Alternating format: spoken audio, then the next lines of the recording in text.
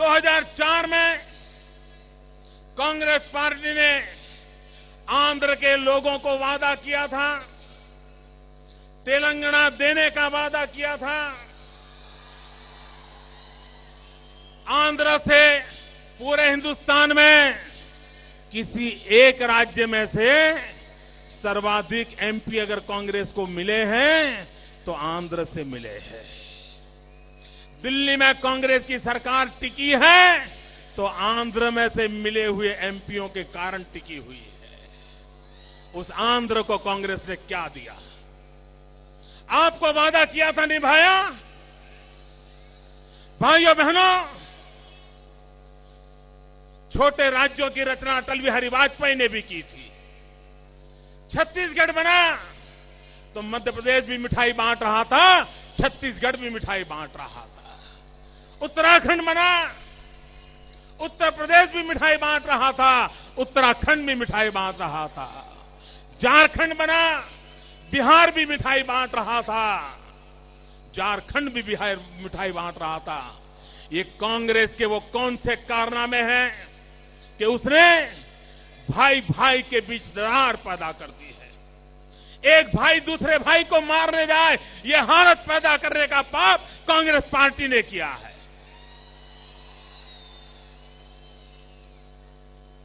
तेलंगाना के पक्ष में भारतीय जनता पार्टी पहले से है। मैं खुद तेलंगाना में एक सभा करने आया था विद्यासागर राव की चुनाव के समय, और मैंने सार्वजनिक सभा में कहा था, अगर हमें सरकार बनाने का मौका मिलेगा तो 100 दिन के भीतर भीतर हम तेलंगाना का निर्माण कर देंगे। ये हमने वादा किया था। लेकिन हमने तब भी कहा था, किसी भी कीमत पर सीमांध्र की अनदेखी नहीं की जा सकती। सीमांध्र का भी विकास सारे हिंदुस्तान को गौरव हो, ऐसा होना चाहिए। सीमांध्र के अंदर जो शहर आए हैं, वो शहर हैदराबाद से भी ज्यादा प्रगतिशील बने, इसकी व्यवस्था होनी चाहिए। लेकिन दिल्ली की सरकार को ये करने की फुर्सत नहीं है। अगर उनको ये हैदराबाद दोनों राज्यों की राजधानी बनानी थी और ये कहना था कि 10 साल के बाद दूसरी राजधानी बनाएंगे, तो मैं दिल्ली की सरकार को पूछना चाहता हूं, ये काम 2004 में आपने शुरू क्यों नहीं किया? क्यों दूसरी राजधानी की तैयारी क्यों न की? आंध्र के लोगों को अन्याय करने का आपको अधिकार नहीं है। और इसलिए भाइयों बहनों, हमारे दिल में तेलंगाना का भी उतना ही महत्व है, सीमांध्र का भी उतना ही महत्व है। भाइयों बहनों, मैं एक छोटा व्यक्ति हूं, लेकिन गुजरात की धरती से आया हूं।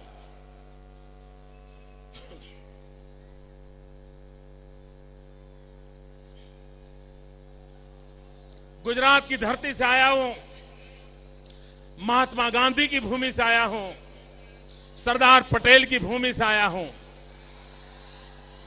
मैं मेरे तेलंगाना और आंध्र के भाइयों से प्रार्थना करता हूं, भाइयों बहनों,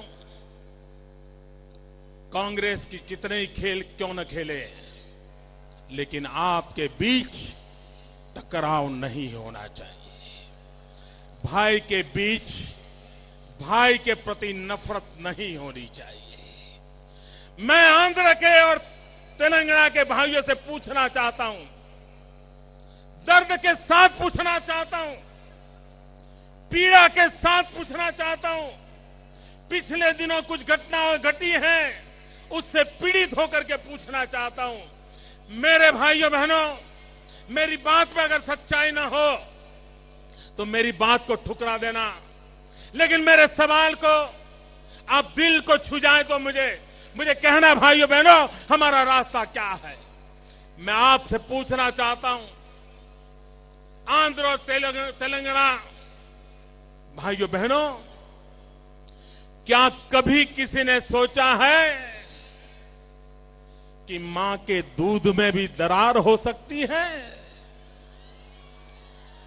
भाइयों बहनों, मां के दूध में दरार नहीं होनी चाहिए।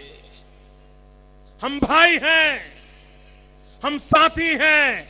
और मेरे गुजरात में, मेरे सूरत में 4 लाख तेलुगु भाषी भाई बहन रहते हैं। मेरे अहमदाबाद में 6 लाख तेलुगु भाई बहन रहते हैं। हम प्यार से जीते हैं, साथ साथ जीते हैं, साथ साथ मेहनत करते हैं, हर एक का पेट भरने का प्रयास करते हैं। अगर हम गुजरात के लोग तेलुगु भाषी लोगों के साथ प्यार से जी सकते हैं, तो तेलंगाना वाला आंध्र के साथ भी प्यार के साथ जी सकता है, आंध्र वाला तेलंगाना के साथ भी प्यार से जी सकता है। भाइयों बहनों, हम सबका लक्ष्य ये होना चाहिए, आंध्र इतनी प्रगति करे, इतनी प्रगति करे, गुजरात से भी आगे निकल जाए। तेलंगाना इतनी प्रगति करे कि गुजरात से वो भी आगे निकल जाए। ये हमने सपना देखना चाहिए। और भाइयों बहनों, विकास एक ही रास्ता है। विकास में ही समस्याओं का समाधान है। हमारी सारी मुसीबतों का समाधान विकास में है। ये कांग्रेस पार्टी किसी भी हालत में विकास के रास्ते पर जाने को तैयार नहीं है, क्योंकि उसको जवाब देना भारी पड़ जाता है। यहां जो लोग मेरी आयु के बैठे हैं, उन्होंने कभी आज से 40 साल पहले कभी भी बाजार में घी की दुकान हो तो वहां कभी ऐसा बोर्ड पड़ा था, शुद्ध घी की दुकान पड़ा था?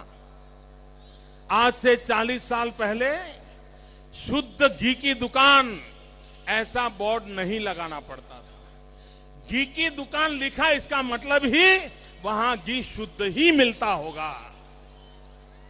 लेकिन आज बोर्ड लगाना पड़ता है, शुद्ध घी की दुकान, क्योंकि शुद्ध घी नहीं मिलता है। भाइयों बहनों, आज से जब वाजपेयी जी की सरकार थी, इस देश में गरीब की थाली में रोटी की चिंता नहीं थी। गरीब की थाली में रोटी पहुंचती थी, और इसलिए कभी फूड सिक्योरिटी पर सोचना नहीं पड़ा था। ये कांग्रेस पार्टी ने गरीब की हालत इतनी खराब कर दी है कि आज जैसे शुद्ध घी की दुकान, वैसे उनको फूड सिक्योरिटी बिल की बात करने की नौबत आई है। जिन्होंने गरीब की थाली से रोटी छीन ली है, उन्होंने पाप किया है। इन दिनों मैं देश के अर्थशास्त्रियों को कहना चाहता हूं, आज हमारे देश में एक शब्द चल रहा है पिछले कुछ वर्षों से, इंक्लूसिव ग्रोथ। इंक्लूसिव ग्रोथ, ये शब्द पहले क्यों नहीं था? 10-10 पंचवर्षीय योजना पूरी हुई, न कभी प्लानिंग कमीशन ने इंक्लूसिव ग्रोथ ये शब्द का प्रयोग किया, न दिल्ली में बैठी हुई किसी सरकार को करना पड़ा, न राज्य में बैठी हुई किसी सरकार को करना पड़ा। आज क्यों करना पड़ा? आज इसलिए करना पड़ा है कि कांग्रेस ने 60 साल तक इंक्लूसिव कुछ भी नहीं किया है, सब कुछ एक्सक्लूडेड किया है, एक्सक्लूडेड। कई लोगों को उन्होंने विकास से वंचित रखा है, कई लोगों को उन्होंने गरीब रखा है, और तब जाकर के आज उनके लिए ये नौबत आई है। भाइयों बहनों,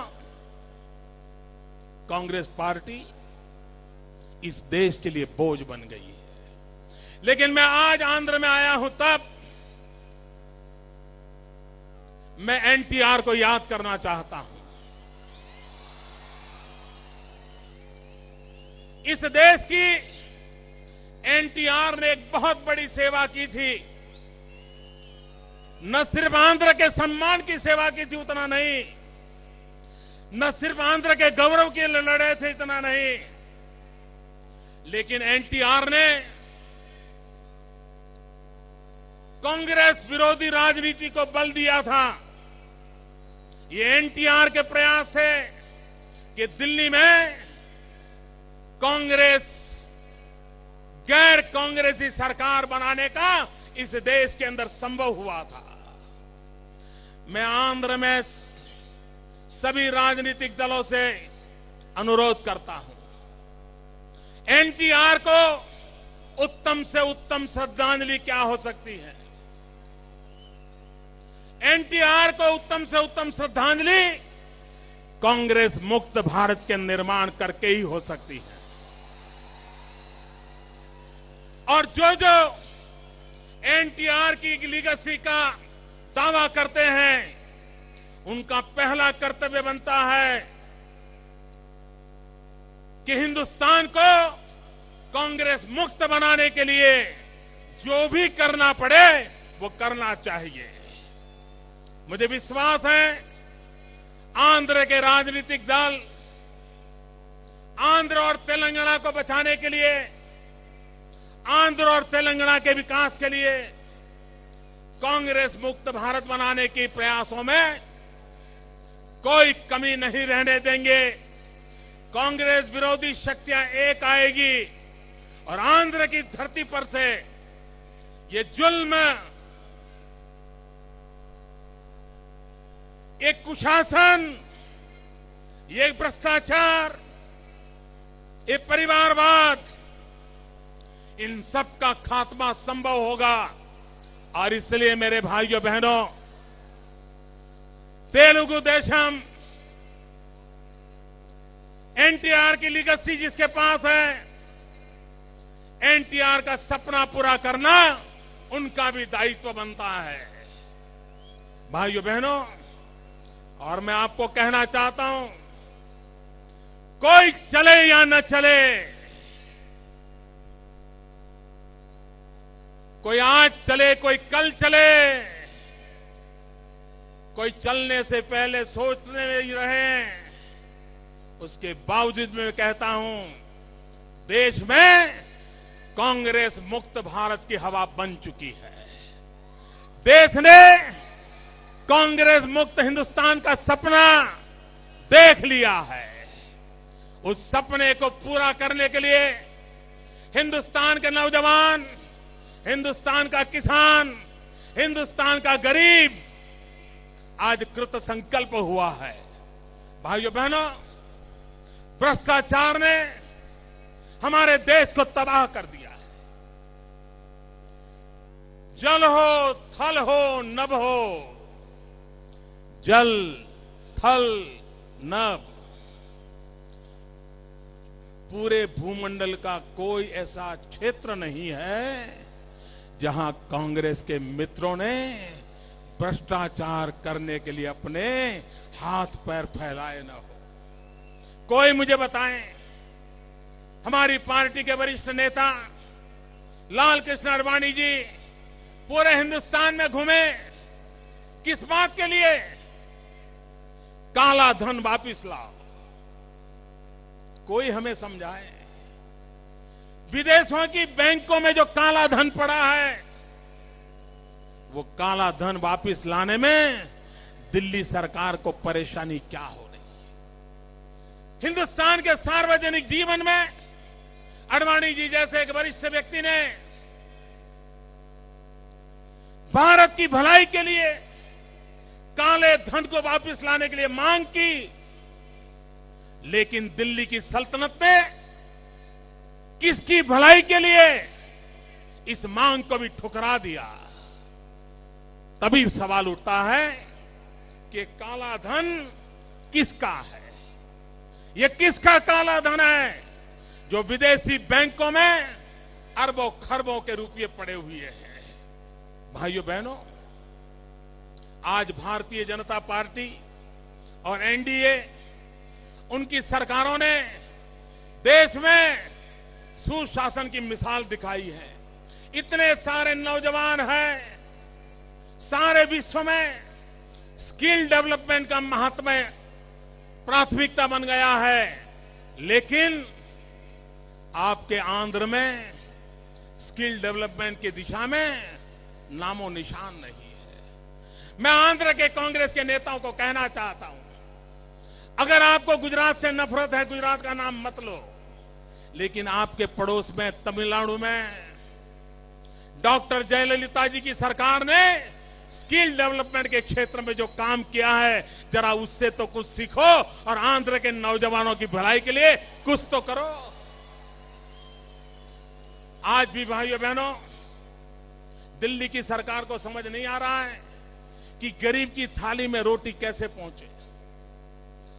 मैं दिल्ली की सरकार को कहना चाहता हूं, कांग्रेस के नेताओं को कहना चाहता हूं, गरीब की थाली में रोटी पहुंचाने का रास्ता हमारे छत्तीसगढ़ के मुख्यमंत्री डॉक्टर रमन सिंह जी ने दिखाया है।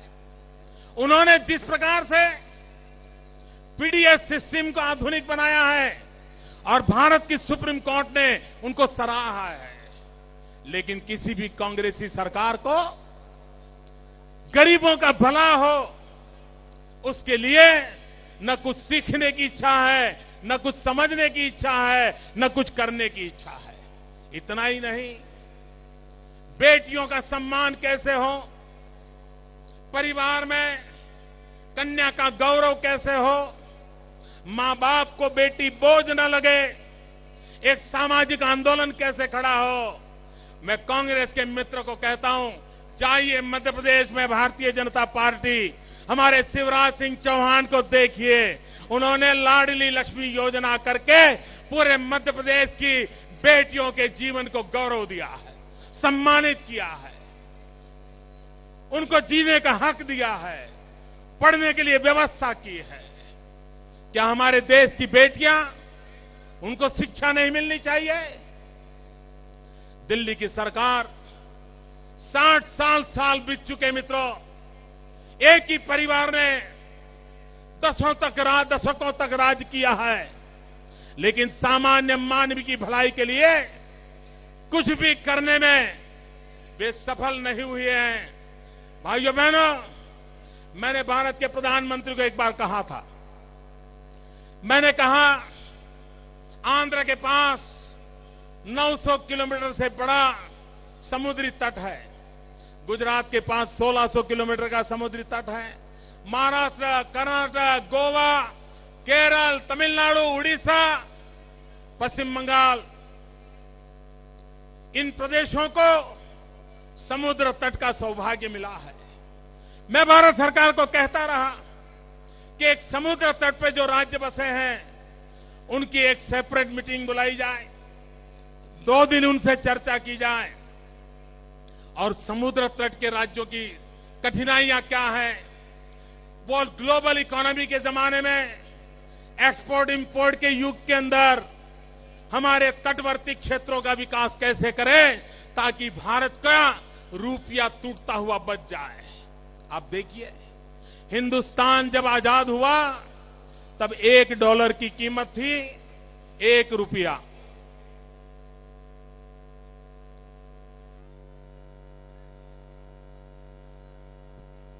भाइयों बहनों, नौजवान चीज समझिए, जब हिंदुस्तान आजाद हुआ तब $1 के बराबर रुपये की कीमत, 1 रुपया बराबर $1 हुआ करता था।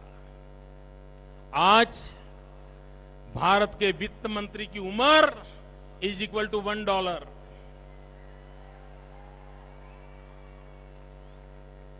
$1 कभी 65 रुपया, कभी 64 रुपया। आप कल्पना कर सकते हैं क्या होता होगा देश का।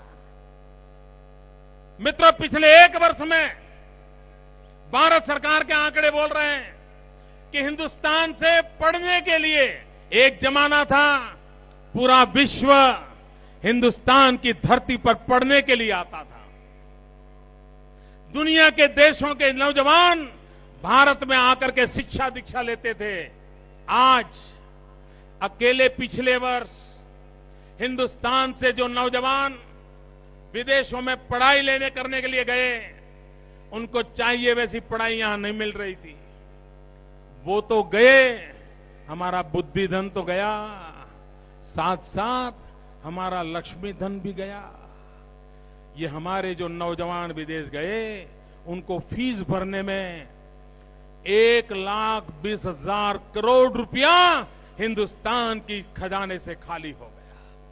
क्या दिल्ली की सरकार हिंदुस्तान में अच्छी शिक्षा मिले, हमारे नौजवानों को भटकना न पड़े, ये व्यवस्था नहीं कर सकती है? नहीं कर रही है। भाइयों बहनों, आज गांव में डॉक्टर नहीं है, गांव के गरीब आदमी को दवाई चाहिए, दवाई की व्यवस्था नहीं है। क्या दिल्ली की सरकार को इतने साल हो गए हमारे देश की जनता की आवश्यकता के अनुसार डॉक्टर तैयार हो, डॉक्टरों को तैयार करने के लिए मेडिकल कॉलेजेस हो? क्या ये नहीं हो सकता? मित्रों, आंध्र और गुजरात दो राज्य ऐसे हैं जो सबसे ज्यादा दवाई के उत्पादन के क्षेत्र में काम कर रहे हैं। दवाई तो उत्पादन हो रही है, लेकिन दवाई लिखने वाला डॉक्टर नहीं है तो गरीब की बीमारी कहां से जाएगी? भाइयों बहनों, ऐसी ऐसी समस्याएं, खाने को रोटी नहीं, पहनने को कपड़ा नहीं, रहने को घर नहीं, पढ़ने को शिक्षा नहीं, बीमार को दवाई नहीं, ये सारी अमानतें कांग्रेस से जुड़ी हुई है। ये कांग्रेस ने दी हुई विरासत है। और इसलिए भाइयों बहनों, हिंदुस्तान के आने वाली कल की चिंता करनी है, हिंदुस्तान के भाग्य को बदलना है, तो भाइयों बहनों, हमने विकास का रास्ता अपनाना पड़ेगा। और मैं कहने आया हूं मित्रों, विकास के रास्ते के बिना हम सामान्य मानवी का भला नहीं कर सकते। पीड़ित, शोषित, दलित, आदिवासी, मछुआरे, इन सबका कल्याण कौन करेगा? क्या हुआ? कांग्रेस पार्टी ने इनके कल्याण की दिशा में कुछ नहीं किया। उनको तो चुनाव आते हैं तब तिजोरी खाली करो, वोट पाने के रास्ते खोजो, उसके सिवाय कोई रास्ता सूझता नहीं है। और इसलिए भाइयों बहनों, आज मैं आपसे अनुरोध करने आया हूं।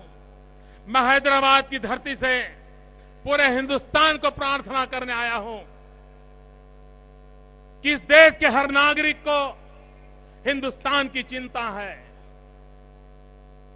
हर देश का नागरिक चिंतित है, नौजवान चिंतित है। अगर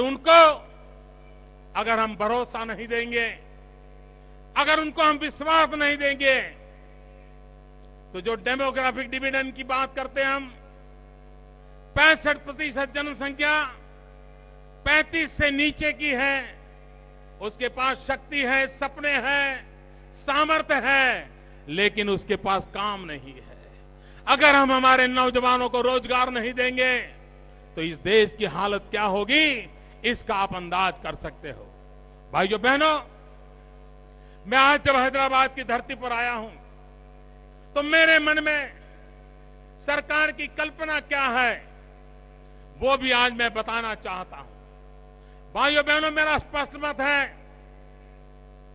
सरकार का एक ही मजहब होता है, सरकार का एक ही मजहब होता है, और वो मजहब होता है India first.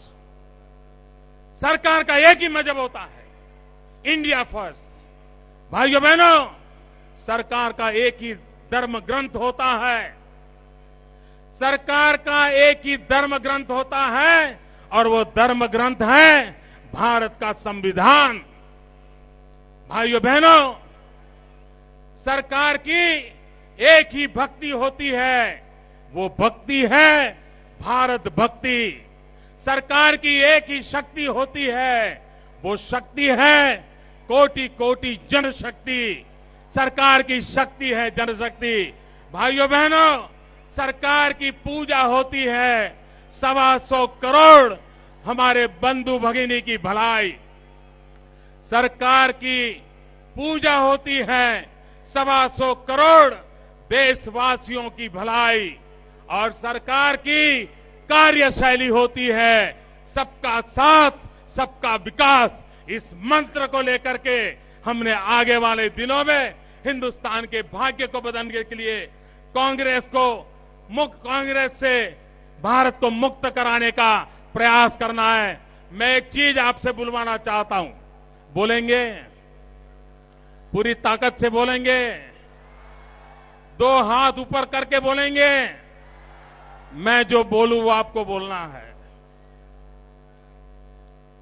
Yes we can. मैं बोलता हूं, फिर बोलिए।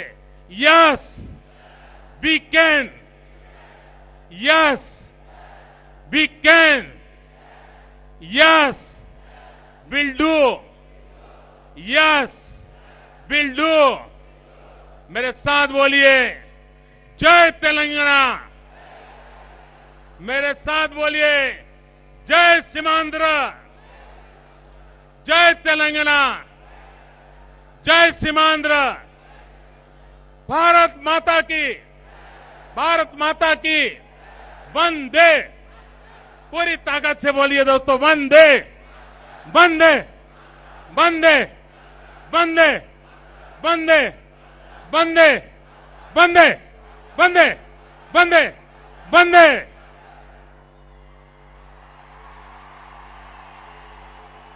माता की जय जय माता।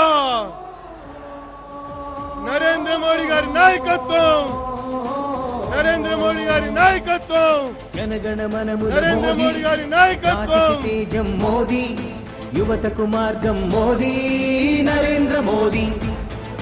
జయ జయ హే జయ మోదీ, నర నరాన యువనాడి, అవినీతిని దునుమాడే నరేంద్ర మోదీ.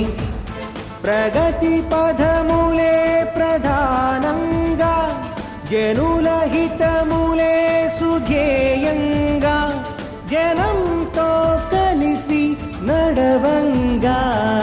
జనగణమనముల మోదీ, జాతికి తేజం మోదీ, యువతకు మార్గం మోదీ, నరేంద్ర మోదీ.